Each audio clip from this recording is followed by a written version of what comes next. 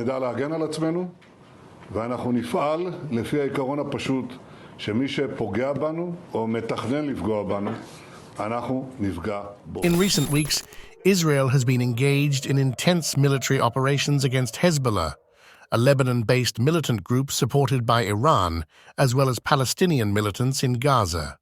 These operations mark a significant escalation in the region's ongoing conflicts and have far-reaching implications for regional stability. Welcome to Warzilla. This video provides a detailed overview of the recent events and their implications. The current wave of hostilities began with Hezbollah's firing of several rockets at Mount Meron and the northern Israeli town of Kiryat Shmona. The Israeli army swiftly responded, successfully intercepting all missiles fired by Hezbollah.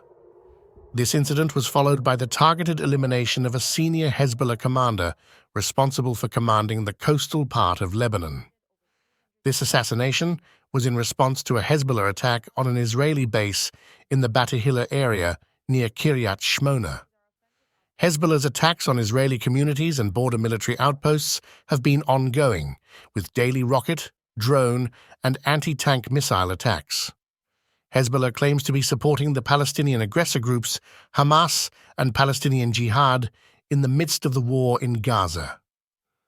These attacks are part of Iran's proxy warfare in the region, as Hezbollah serves as Iran's proxy in Lebanon.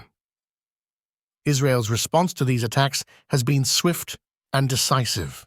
The Israeli Defense Forces, IDF, have carried out multiple targeted airstrikes, drone strikes, and ground operations against Hezbollah targets in Lebanon. These operations have resulted in the deaths of several Hezbollah commanders and operatives, including Ismail Yusuf Baz, the commander of the coastal region, and Mahmoud Fadlallah, a member of Hezbollah's rocket unit. In addition to targeting Hezbollah, Israel has also intensified its military operations in Gaza. Israeli tanks have re-entered some areas in the northern Gaza Strip, and airstrikes have targeted Rafah, the last Palestinian refuge in the southern Gaza Strip. These operations have resulted in several casualties among Palestinian militants and civilians. The situation in Gaza remains tense, with no sign of progress in ceasefire talks led by Qatar and Egypt. The Israeli army continues to operate in the center of the Gaza Strip, targeting gunmen and destroying attacker infrastructure tunnels and military compounds. The UN Human Rights Office has criticized Israel for imposing illegal restrictions on humanitarian aid to Gaza, warning of a potential famine in the region by May. Meanwhile, political developments continue to unfold around the world in response to the conflict. The United States has announced restrictions on the movement of Iranian Foreign Minister Hussein Amir Abdollahian and his delegation while they are in New York for a United Nations meeting. The U.S. has imposed additional travel restrictions on the minister, limiting his movement to a small area around the UN headquarters in Manhattan.